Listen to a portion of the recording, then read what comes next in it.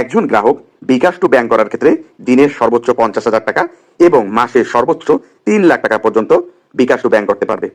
চলুন এবার দেখে নেওয়া যাক আপনারা কিভাবে বিকাশ টু ব্যাংক করবেন। বিকাশ টু ব্যাংক করতে হলে সর্বপ্রথম আপনাকে আপনার বিকাশ অ্যাপসটি রান করতে হবে। এরপরে একটি অপশন পেয়ে থাকবেন আরও দেখুন, এই অপশনে ক্লিক করতে হবে। এরপরে আপনাদের সামনে এমন একটি ইন্টারফেস চলে আসবে যেখানে বিকাশ টু ব্যাংক নামে একটি অপশন রয়েছে, এই অপশনে ক্লিক করতে হবে। এখানে দুটি অপশন পেয়ে থাকবেন, একটি হচ্ছে ব্যাংক অ্যাকাউন্ট, অন্যটি হচ্ছে ভিসা ডেবিট কার্ড।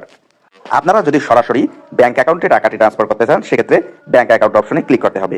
আর আপনারা যদি ভিসা কার্ডের নাম্বারের মাধ্যমে আপনাদের টাকাটি ব্যাংক অ্যাকাউন্টে ট্রান্সফার করতে চান সেক্ষেত্রে ভিসা ডেবিট কার্ড অপশনে ক্লিক করতে হবে। চলুন সর্বপ্রথম দেখে নেই ব্যাংক অ্যাকাউন্টে আমরা কিভাবে টাকা ট্রান্সফার করব। ব্যাংক অ্যাকাউন্টে ক্লিক করার সাথে সাথে আপনাদের সামনে এমন একটি ইন্টারফেস চলে আসবে যেখানে সেভ করে রাখা ব্যাংক অ্যাকাউন্টগুলো প্রদর্শিত হবে। যদি আপনার ব্যাংক অ্যাকাউন্টটি সেভ না থাকে সেক্ষেত্রে সর্বপ্রথম আপনাকে আপনার ব্যাংক অ্যাকাউন্টটি সেভ করে নিতে হবে।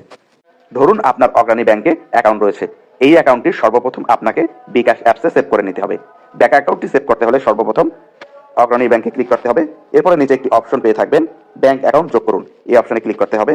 এরপরে আপনাকে আপনার ব্যাংক অ্যাকাউন্ট নাম্বারটি দিয়ে দিতে হবে। এরপরে এগিয়ে যান অপশনে ক্লিক করতে হবে।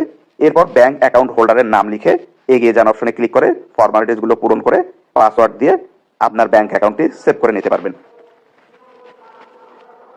ব্যাংক অ্যাকাউন্টটি সেভ করার পরে আপনার সেভ রাখা ব্যাংক অ্যাকাউন্টটি উপরে প্রদর্শিত হবে, সেই অপশনে ক্লিক করতে হবে। এরপরে আপনার নামে যে ব্যাংক অ্যাকাউন্টটি রয়েছে আপনার নাম সহ তা প্রদর্শিত হবে, এই অপশনে ক্লিক করতে হবে। এরপরে আপনি যত টাকা আপনার ব্যাংক অ্যাকাউন্টে ট্রান্সফার করতে যাচ্ছেন বিকাশ থেকে সেই অ্যামাউন্টটি দিয়ে দিতে হবে।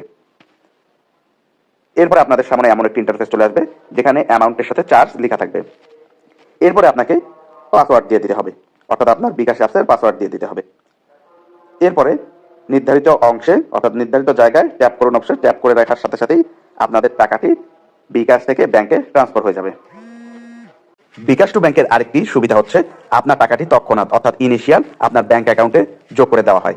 এছাড়া আপনি যদি সরাসরি কার্ডের মাধ্যমে আপনার ব্যাংক অ্যাকাউন্টে বিকাশ থেকে টাকা যোগ করতে চান সেক্ষেত্রে ভিসা ডেবিট কার্ড নামে যে অপশনটি রয়েছে এই অপশনে ক্লিক করতে হবে। এরপর আপনাদের সামনে এমন একটি ইন্টারফেস চলে আসবে যেখানে আপনি আপনার ডেবিট কার্ডের 16 ডিজিটের নাম্বারটি ইনপুট করবেন। এরপরে আপনি আপনার বিকাশ অ্যাকাউন্ট থেকে ব্যাংকে যত টাকা অ্যাড করতে চাচ্ছেন সেই অ্যামাউন্টটি দিয়ে দিবেন। এরপরে যাবতীয় ফর্মালিটি পূরণ করে আপনি আপনার বিকাশ অ্যাকাউন্ট থেকে আপনার ব্যাংকে টাকাটি যোগ করে নিতে পারবেন। বিকাশ টু ব্যাংক নিয়ে আপনার যদি কোনো সমস্যা হয়ে থাকে সেক্ষেত্রে কমেন্টের মাধ্যমে জানিয়ে দিতে পারেন।